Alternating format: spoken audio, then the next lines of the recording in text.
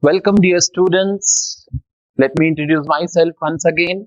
I am Santosh Kumar Jain from Department of Commerce, and I take this privilege to explain you the most important chapter, that is accounts of non-trading concern.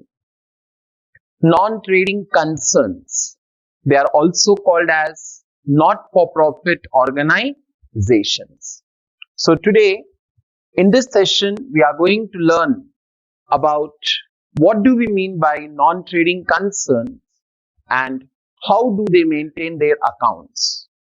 To start with, dear students, last year when we studied economics, the first chapter in commerce, there we saw the classification of activities, and there we came across an activity which was called as non-economic activity. And there the focus was that the activity which is done with the service motive was called as non-economic activity. So with that intention only, there are some organizations which are set up in the society which aim to render the services rather than earning profits. Such kind of organizations which are established for service, for rendering service, are called as not-for-profit organizations, or they are called as non-trading concerns. Now, if we start with, we'll see the important theories first. That is like the meaning of non-trading concern. If you see the meaning of non-trading concern, here the focus is on rendering the services. That is, any organization which is started with an intention to render the service to the society, not to earn the profits, are called as not-for-profit organization, or you can call them as non-trading concerns. Now, what are the examples of these non-trading concerns? We have the institutions like schools, charitable hospitals, literary societies which are promoting for the sports, arts, clubs, home foraged are the best examples I can see. Now a doubt comes, like what are the examples of the societies which are promoting sports? Then we can take the Gymkhana, YMCA, which are promoting the sports. Like that, we have literary societies like libraries and all. Similarly, we have the clubs. Club here doesn't mean the club where we go and play the cards and all. Here the club is something which is aiming at rendering the services, promoting the art and culture. They all come under the category called non-trading concern. Then moving towards the purpose. Why these organizations are necessary? What is the basic purpose of these organizations? That is objective. Then the main objective is they want to promote the social, educational, religious activities. And apart from that, they also provide services to the members who are the members of that particular society. Let me give an example here.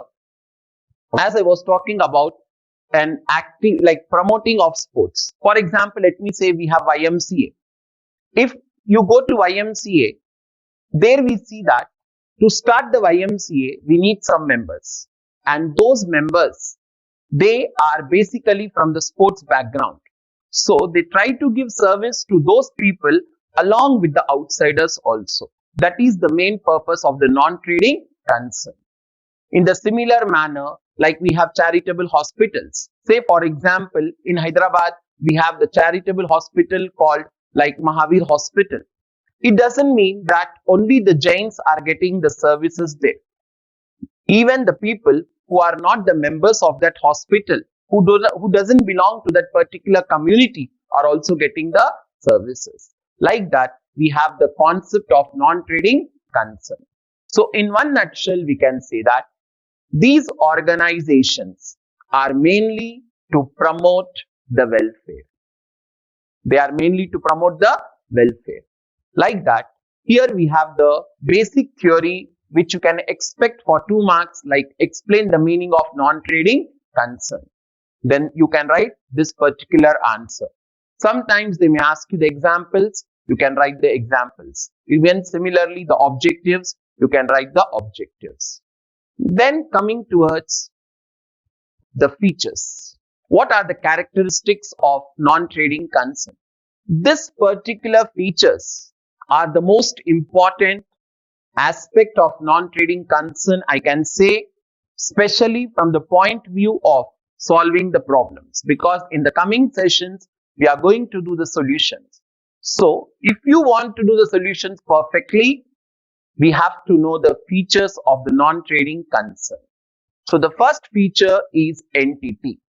Entity in the sense it is an organization which is promoted by individuals or enterprise. Individual in the sense he can be a person who can have his own organization called non-trading concern, and sometimes even the enterprise, like in the social objectives of business we see that the business they promote even the charitable hospitals, schools and all. That is the first feature, that it is promoted by individuals or enterprise. Then the second feature is that they are established for welfare and service of the society, as well as that is for the society and the members. Then how they are set up. Their form is in the form of charitable societies, trust, club, etc., which aims at rendering social, educational, religious services. That is the form we can say, that is the shape you can say of non-trading concern. And the most important feature is how it is managed. Then these organizations are managed by group of elected people. That is, among the members only, we are going to elect few members who are acting like trustees. We call them as trustees or we call them as elected members. And then to run the organization, whether it is a economic activity or non-economic activity, if you want to run the business, if you want to run a non-trading concern, the most important part is fund, in the sense money. So generally these organizations are funded with the help of the contributions called donations. Please do keep in mind donations, in the sense these organizations, they collect money from the members, from the outsiders, from the people who are called as donors, and they contribute their money for the good cause which we call as donations. This is the major source for the fund of the non-trading concern. All the activities are based because of the contributions and the donations. Then how do they prepare the account? The most important I can say is how they maintain the accounts. Then their account, it comprises of receipts and payments account. First thing, they prepare receipts and payments account, and they prepare the second one is called income and expenditure account along with a balance sheet. So altogether we can say they prepare their accounts in 3 parts, that is 2 accounts and 1 statement. Among the accounts we have the receipts and payments account, income and expenditure account, and the statement is balance sheet. Now here the first model we are going to learn is how to prepare the receipts and payments account, which I am going to explain in the upcoming session. And then the income and expenditure account. This income and expenditure account is going to be the 10 marks question for your final exam. Then the motive. You all know the motive is not to earn the profit. Then what is the motive? The motive is to render the services. They don't want to earn the profits. Then a doubt comes, without profit, how they are able to run the show.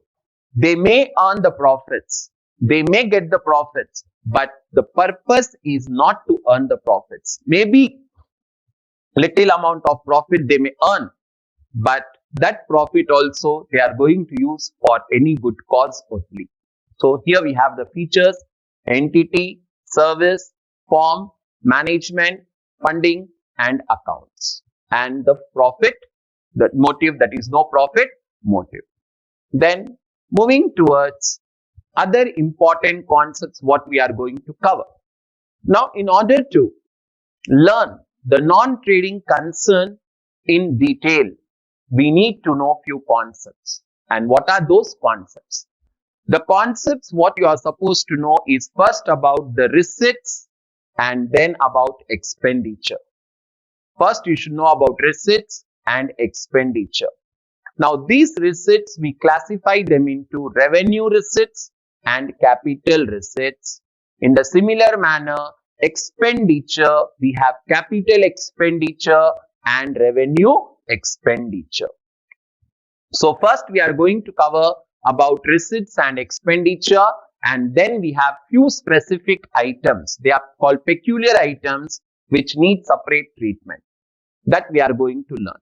And this you can learn and understand only once we cover about the concept of revenue receipt, revenue expenditure, capital expenditure, capital receipts.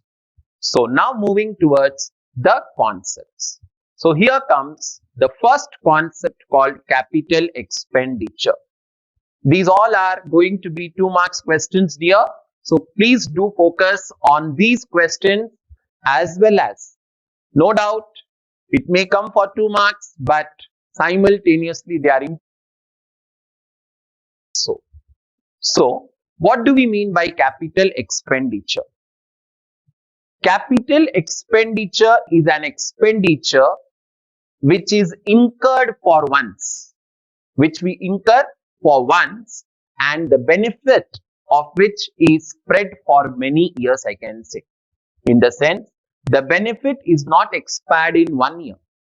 In 1 year, it continues for 3 years, 4 years, 5 years, or it may go for a long period of time. Such expenditure which we incur are called capital expenditure. That is, in one single word, if we want to say, we can say that the expenditure which is incurred or which is related with acquisition, in the sense purchase of asset. Focus on the word purchase of asset is called capital expenditure. And all the capital expenditures, they become asset. They form asset, they constitute asset. So what you can say, capital expenditure is the expenditure which is incurred for purchase of assets which are used for activities. All capital expenditures, they constitute assets. Now, what are the examples? Like software we have, building we have, land we have, computer, machine, all these are called the examples of capital expenditure. That is the money spent for purchasing the asset, acquiring the asset is called capital expenditure. All capital expenditures, they form asset. So we'll show them in the balance sheet. Then comes revenue expenditure. What do we mean by revenue expenditure? Revenue expenditure is that expenditure which we incur and the benefit is only related to that particular year. The benefit of that particular expense is only for that particular year. In the sense, say for example, like you are paying salary. Every month you have to pay salary. Every year you have to pay salary. Like that we have rent. Like that we have honorarium, sports material which we are going to use. Like that there are so many expenses. In other words, you can keep in mind for better understanding all the expenditure which is incurred for day-to-day activities. Day-to-day activities are called revenue expenditure. Okay, we can call them as those expenses which are incurred for meeting day-to-day activities can be called as revenue expenditure. And all the revenue expenditures, they constitute expenditure. Already I told you in accounts, we have income and expenditure account. So there we are going to treat them as expenditure. And being an expenditure that is nominal account, we are going to show at debit side of income and expenditure account. Okay. So what are the examples? Like salary, rent, honorarium, sports material, advertisement, traveling expense, they all come under the category called revenue expenditure. Having the deep knowledge of this classification of expense and receipts is very important.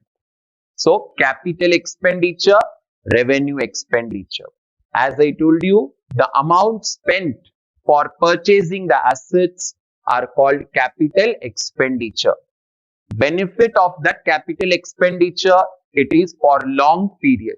It is not only for one accounting period, it goes for many accounting periods. And all capital expenditure, they constitute asset. Then revenue expenditure. What is revenue expenditure? The expense which we incur for day-to-day activities, or you can say the amount whose benefit is only for one accounting period is called revenue expenditure. Like salary, rent, honorarium, sports material, traveling expense, advertisement, newspaper, they all come under revenue expenditure. And all these revenue expenditures, they constitute expenditure we call, and thereby later we'll show them in the income and expenditure account debit side. Then comes the next concept called capital receipt.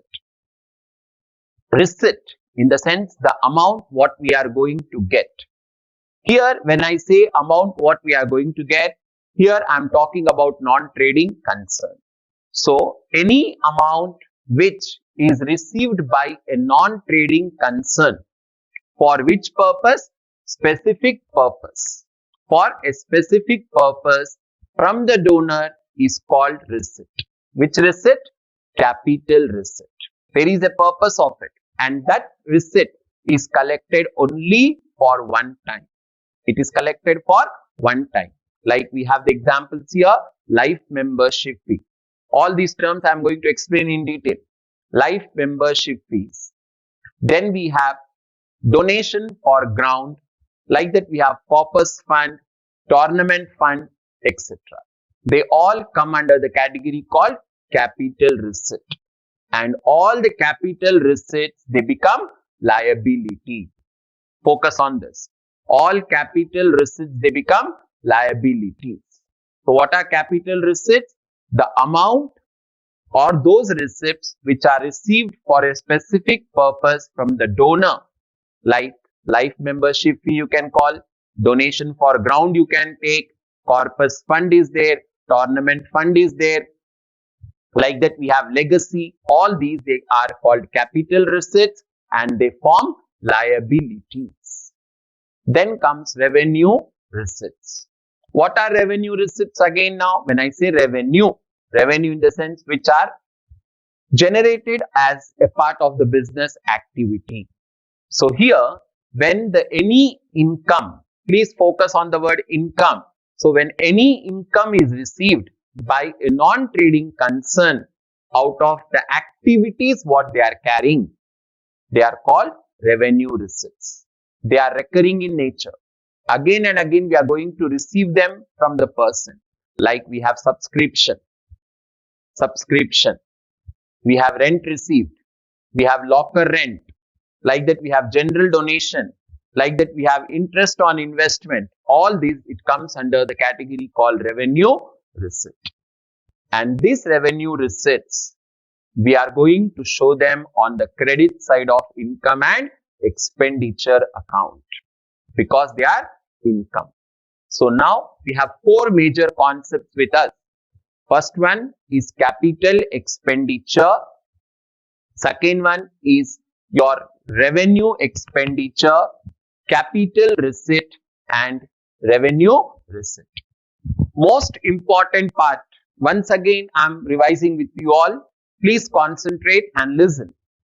Capital expenditure, in one word, that is in one single word, if we want to say amount spent for purchasing the assets.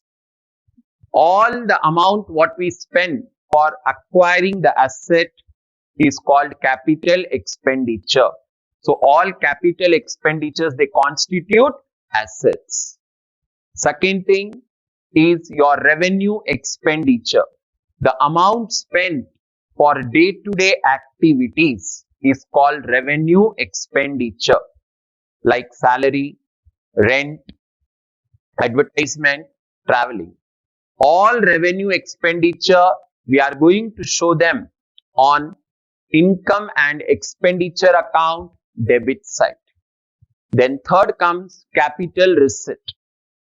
Those receipts which a firm or an concern gets from the donors for specific purpose or from any member for specific purpose, like your life membership fee, like your donation, specific donation, like legacy, they all are capital receipts which are liabilities, and revenue receipts are those which are generated as a course of business activity, like subscription, locker rent, interest on investment, and all these we are going to show on the credit side of income and expenditure account.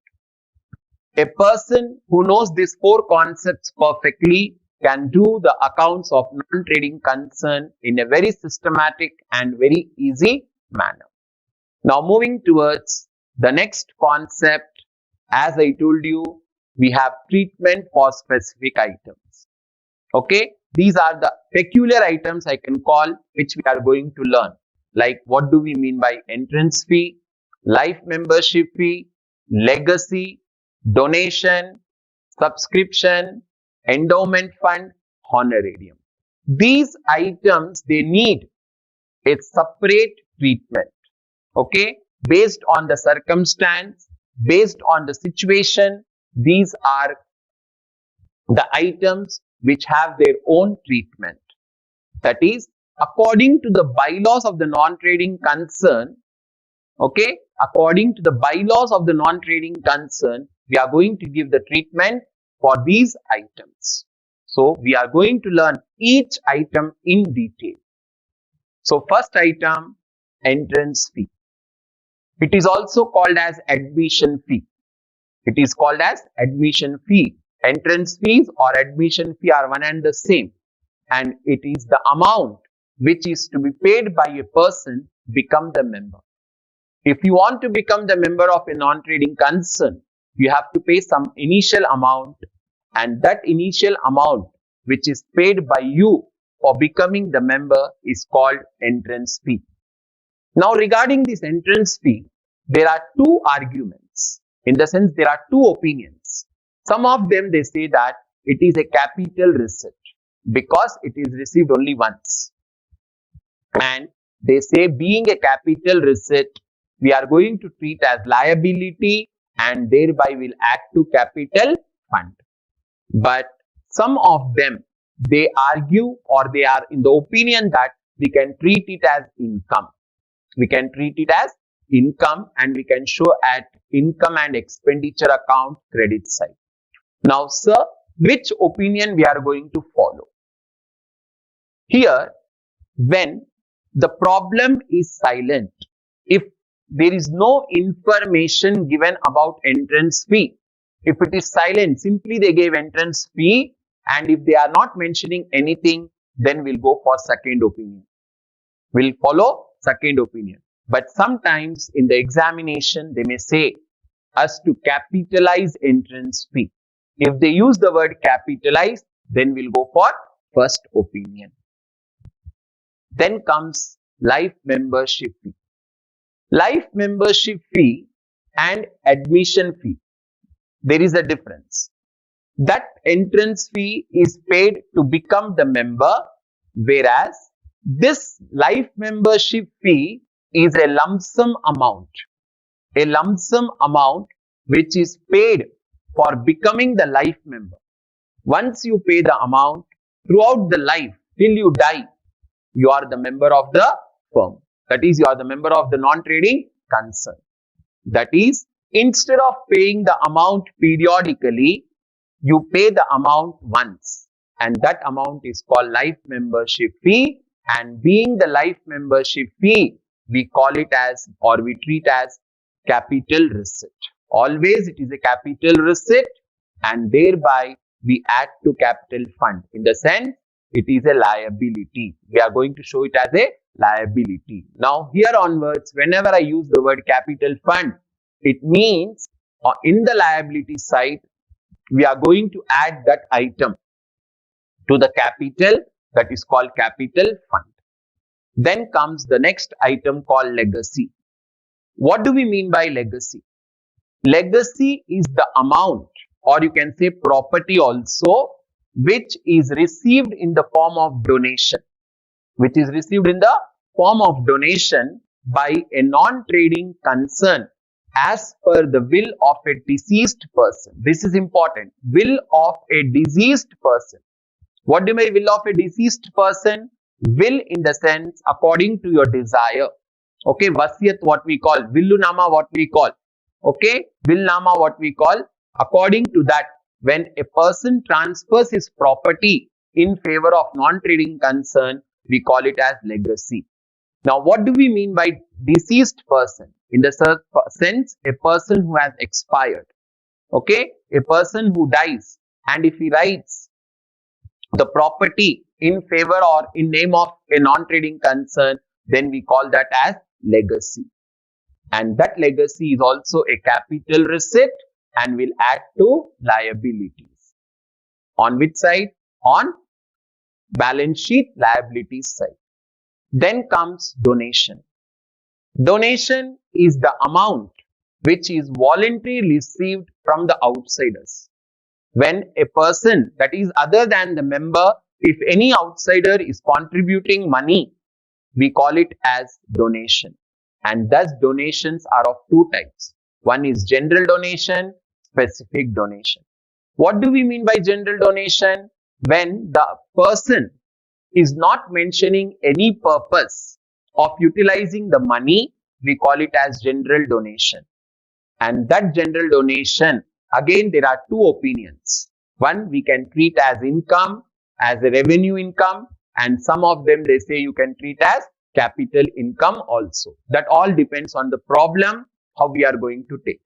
Then comes specific donation. Here, when I talk about specific donation, it is the amount which is given by the person, and while giving the money in the form of donation, he mentions the purpose. Say for example, some of them wants to construct a room in memory of their grandfather. So what they do, they give money and they say that this room is donated in memory of my grandfather. Like that, whenever you receive donation for a specific purpose, we call them as specific donations. And these donations are always capital receipts, and we'll show them in the liability. This can be a 5 marks question. Explain different types of donations. Then general donation and specific donation. Or sometimes in 2 marks we'll be asked to write about general donation or specific donation. Then comes the next called subscription. This is the amount which we receive periodically from the members. Every member, to retain his membership in the organization, has to pay every year certain amount of fees, which is called subscription. And subscription is a revenue receipt, and we'll show it as income. Then comes honorarium. Honorarium is an amount which is paid by a non-trading concern to a person. Okay, when you call a person and take some service from him, who is an outsider, he is not the member, and he gave some service to you, then if you give him some money as a token of appreciation for getting the services from him or her, we call it as honorarium. And honorarium is expression of gratitude. Okay, it is the expression of gratitude, and being as a gratitude we are paying, so we treat it as revenue payment and debit it to income and expenditure account. And then comes the next one called endowment fund. This endowment fund is a donation again. Please do keep in mind. And this donation is given by the donor, we can say, mentioning that whatever income we are going to get out of it, whatever income we are going to get out of that donation, it should be used for specific purpose. Such fund or such donation is called endowment fund, and that endowment fund is a liability. We treat it as liability. Now, in the next session, we are going to see about the first model where I am going to explain you about receipts and payments account. Okay, so have a nice day, everyone. I hope you all have understood the basic concepts. We'll meet in the next session with model number 1. Till the time, focus on the slides what were shown to you once again. Have a nice day. Have a great day. Thank you, dear students.